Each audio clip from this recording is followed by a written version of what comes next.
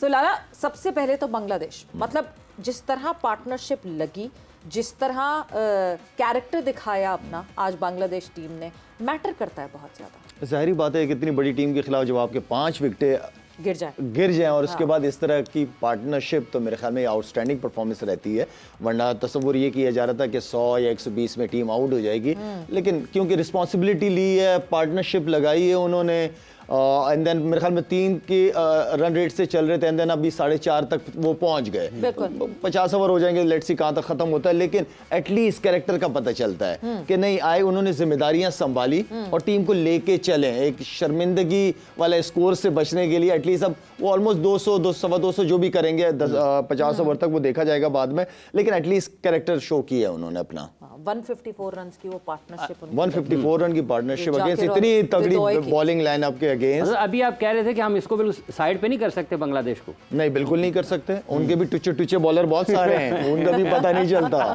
हाँ नहीं, 35 जब 35 for 5 हुआ था तो उस वक्त हम सारे साथ बैठे हुए हम देख रहे थे मैच, तो मैंने कहा चले कोई तो जरा पाकिस्तान के करीब करीब की परफॉर्मेंस दिखा रहा है जरा कल, मगर नहीं, ये बिल्कुल रेजिस्टेंस और वो दिखाया गया। But Lala, obviously coming back to team Pakistan, जिस तरह कल कारकर्दगी रही, जिस तरह कल परफॉर्मेंस रही, बहुत सारे लोगों के दिल टूटे हुए हैं। इतने लोगों से जिनसे मेरी बातचीत हुई है इधर बाहर निकल के भी, वो हर कोई कह रहा है क्या देखना अब मैच, क्या देखेंगे हम मैच, किस तरह वापस, मैं टीम को नहीं कहूँगी, आवाम को किस तरह वापस मोटिवेट किया जाए इस चैंपियंस ट्रॉफी की तरफ, पाकिस्तान टीम की कारकर्दगी को देखते हैं। अगर दोबारा मोटिवेट करना है तो 23 वाला मैच जीतना पड़ेगा, बहुत जरूरी, और कोई इसका हल नहीं है। बट कैसे? मैच जीतोगे तो स्टे कर जाओगे इस इवेंट में, अदरवाइज आप आउट हो जाओगे। बिल्कुल। तो आई मीन कि इंडिया का मैच कितना इंपॉर्टेंट है ये हमें सबको पता है। यहाँ पे क्योंकि हम सवेरा हमने हमेशा मेरे मुंह से आपने रिजवान का नाम बहुत सुना होगा एज ए कप्तान कप्तान कप्तान। जहाँ उसने अच्छी कप्तानी की है, जहाँ उसने अच्छी परफॉर्मेंस की, हम सब ने अप्रिशिएट किया और उसके लिए आई थिंक सपोर्ट किया उसको। लेकिन लास्ट मैच में गलतियाँ की हैं, गलतियाँ हुई हैं। अगर आपके फास्ट बॉलर, चाहे वो शाहीन है, नसीम है, हारिस रऊफ़ है, अगर वो 6.80 के इकॉनमी से बॉल कर रहे हैं, बॉलिंग कर रहे हैं, देन अगर मैं बॉलर सारे मेरे सामने हैं इस वक्त, नसीम का भी, शाहीन का 6.80, 6.30, हारिस 8.30, अगर हमारे फास्ट बॉलर इतने रन दे रहे हैं, वाई नॉट कि हम स्पिनर्स को ज़्यादा चांस दें। स्पिनर्स की बॉलिंग बहुत बेहतर रही है, अगर कंपेयर करूँ मैं अपनी फास्ट बॉलिंग से, तो कभी कभार ऐसी सिचुएशन हो जाती है कि आपको स्पिनर्स को ज़्यादा मौका देना पड़ रहा होता है, क्योंकि वो उस सिचुएशन के हिसाब से, कंडीशन के हिसाब से अच्छी बॉलिंग कर रहे होते हैं। तो यहाँ रिजवान की गलती, रिजवान को as a captain Saud Shakeel की बजाय खुद लीड करना चाहिए था, ओपन करनी चाहिए थी, क्योंकि आपके इसने ओपन करता हुआ आया T20 के अंदर, तो आइडिया और कॉम्बिनेशन विद बाबर आजम बड़ा अच्छा उसका रहा है पास्ट में। साथ में बाबर के साथ अंडरस्टैंडिंग है ना, अंडरस्टैंडिंग है बाबर के साथ, बहुत अच्छी अंडरस्टैंडिंग है उसकी। एंड देन फिर एक बड़ा ब्लंडर, गलती नहीं करूंगा, ब्लंडर कहूंगा इस बात को, कि आप फखर जमान इंजर्ड है, वो फिट नहीं है। यार आप उसको नीचे रख लो ना, उसको 7वें नंबर पे बैटिंग करा दो जब फिट नहीं है।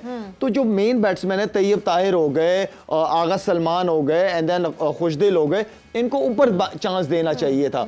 तो ये मेरे ख्याल में बहुत बड़ी बड़ी गलतियां हैं, और इस तरह की गलतियां हम इंडिया के खिलाफ ना बैटिंग, ना बॉलिंग, ना फील्डिंग में हम नहीं कर पाएंगे, अफोर्ड कर ही नहीं पाएंगे। डू और डाई वाली सिचुएशन है इस वक्त। तो रिजवान को अपना कैरेक्टर दिखाना पड़ेगा, उसको लीड करना पड़ेगा फ्रंट से एज अ कैप्टन। तो ये बाकी ऑल द बेस्ट उनको जी, लेकिन ये इतने बड़े ब्लंडर या गलतियां गुंजाइश नश्ता। मतलब शायद भाई आपका ये मानना है कि चूंकि सलमान और उसके ओवर थे 7, एक सलमान ने किए और 3 उसने किए खुशदिल ने, तो ये 10 ओवर से कप्तान को इनको उस वक्त में इस्तेमाल कर लेना चाहिए था अगर फास्ट बॉलर्स को रन हो रहे हैं तो। हाँ बिल्कुल इसी तरह होना चाहिए। उनके स्पिनर्स ने भी बॉलिंग की है ज्यादा, ठीक है ना। हमारे अगर शाहीन 2-3 मैचों से आखिरी ओवर में ज्यादा रन दे रहा है तो नहीं देना चाहिए, ठीक है ना। किधर गई वो यॉर्कर्स, जो पाकिस्तान मशहूर है हमेशा यॉर्कर्स के ऊपर, ठीक है ना, या हारिस रऊफ मशहूर है बॉलिंग उसके ऊपर यॉर्कर्स। हाँ बिल्कुल, अगर ये नहीं कर रहे तो एक सिचुएशन ऐसी आ जाती है कि आप अपने स्पिनर से ज्यादा ओवर करते थे। हमारे टाइम में अगर फास्ट बॉलर होते थे 2-3, उसके बाद सारा मैं, सईद अजमल, मोहम्मद हफीज, इवन के शोएब मलिक भी बीच में आगे कंट्रीब्यूट करते थे। तो ये अकॉर्डिंग टू सिचुएशन, जरूरी नहीं कि वो आपके मेन बॉलर है तो सारे ओवर वही करेंगे, नहीं, कभी कभार सिचुएशन ऐसी होती है कि आप स्पिनर से ज्यादा ओवर करवा देते हैं। किसका दिन अच्छा है किसका नहीं। मगर लाला, अभी जिस तरह हमने अभी ये मैच देख रहे हैं बांग्लादेश और इंडिया का, उससे अंदाज़ा ये हो रहा है कि इंडिया बड़ा सोच समझ के स्पिनर्स के ऊपर डिपेंड कर रहा है और स्पिनर्स लेकर गया है ज़्यादा।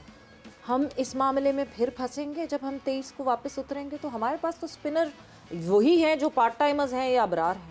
इसी तरह ही करना पड़ेगा आपको जाना है। अब सारी बात, हमारे जो बेंच पे बैठे कोई ऐसा नहीं बैठे, सारे स्पिनर्स आपके खेल रहे हैं ऑलरेडी, जो भी आधे आधे स्पिनर्स हैं। तो ये तो आई मीन कि चैंपियंस ट्रॉफी शुरू होने से पहले होना चाहिए था कि हमारे पास बेंच में एक रेगुलर स्पिनर होता, चाहे वो साजिद होता, चाहे कोई भी होता। तो हमारे पास एक बेंच पे एक स्ट्रेंथ होनी चाहिए थी, लेकिन अब डेफिनेटली यही कॉम्बिनेशन है हमारा। मुझे लग रहा है इसी के साथ ही जाना पड़ेगा हमें। आई डोंट नो कि फ़खर अगला मैच फ़खर तो अब वैसे भी आउट हो गया, इमाम आ गया। इमाम का ऑनेस्टली स्पीकिंग पहले नाम होना चाहिए था।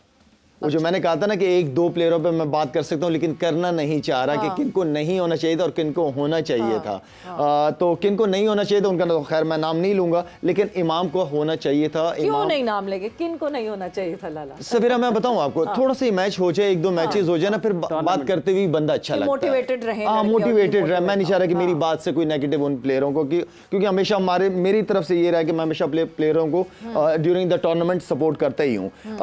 बाकी नाम बिल्कुल लेंगे, लेकिन इमाम का ये था कि इमाम की अगर पास्ट की परफॉर्मेंसेस देखी जाए तो इमाम ने बहुत ज़बरदस्त परफॉर्म किया है। उसने बड़ी अच्छी परफॉर्मेंसेस दी हैं, बड़ी टीमों के खिलाफ परफॉर्मेंसेस दी हैं। और जबकि आप इंजरी, एक लड़का फ़खर आप भी इंजरी मतलब इंजर्ड होके आ रहा है, दोबारा वो आ रहा है, तो वो एक जहन में होना चाहिए कि आपको एक ओपनर बेंच पे बिठाना चाहिए था, एक स्पिनर बिठाना चाहिए था आपको, एक फास्ट बॉलर बिठाना चाहिए था आपको। तो ये वो चीज़ें जो टीम की ज़रूरत होती हैं, पड़ती हैं। तो अब बात वही है कि हमें खामोश करना है, तो उसके लिए 23 का मैच जीतो। 23 का मैच जीतना। अच्छा, आप माइंडसेट की बात करते हैं और एटीट्यूड की बात करते हैं, गो कि अभी को बहुत रन्स ऑन बोर्ड नहीं किए हैं बांग्लादेश ने, लेकिन एक मुश्किल सूरत हाल से निकले हैं। बॉडी लैंग्वेज के एतबार से और एटीट्यूड के एतबार से इनकी जो गुज़िश्ता 6-8 माह की क्रिकेट आप देखते हैं, इनमें बेहतरी आ रही है? कुछ बेहतरी आ रही है, नजर आ रही है, सबको नजर आ रही है। देखिए यार, हमें हरा के गए हैं यार, हमारी पूरी टेस्ट टीम खेल रही थी और हम हारे हैं पाकिस्तान में। तो इसका मतलब है कि टेस्ट मैच T20 नहीं था, टेस्ट क्रिकेट थी वहाँ। तो इसका मतलब है कि वो एक ट्रैक पे चल रहे हैं, उस चीज़ की कोशिश कर रहे हैं और उसके रिजल्ट्स आ रहे हैं। तो अभी भी अगर ये 2:30 2:40 रन होते हैं, मैं तब भी नहीं कहूँगा कि इंडिया आराम से जीत जाएगा। उनके बॉलर्स हैं, उनके पास ऐसे बॉलर्स हैं, उनकी टीम के अंदर उनकी फील्डिंग इतनी है, स्टैंडर्ड्स उन्होंने अपने मेंटेन किए हैं कि वो किसी को आराम से वन साइडेड इस तरह नहीं जीतने देंगे। 214 तो हो चुके हैं, 214 पे 7 है इस वक्त बांग्लादेश, और अभी भी जो है वो 46 ओवर चल रहा है, यानी 4 ओवर और बाकी हैं, 24 बॉलें बाकी हैं। हम देखते हैं कि थोड़े से रन्स और बन जाएंगे, बट वही रेजिस्टेंस की बात, वही सेल्फ बिलीफ की बात लाला। फिर पाकिस्तान की तरफ मैं वापस आऊँगी। इन लड़कों को सेल्फ बिलीफ दिलाने के लिए क्या करना पड़ेगा? कौन आके इनको सेल्फ बिलीफ दिलाएगा? कौन आके इनको वो एनर्जी इनके अंदर इंजेक्ट करेगा कि वो सेल्फ बिलीफ कहाँ से लेकर आएंगे? मैनेजमेंट, जो आपकी सराउंडिंग में सारी मैनेजमेंट बैठी हुई है, वो जगाएगी प्लेयरों को।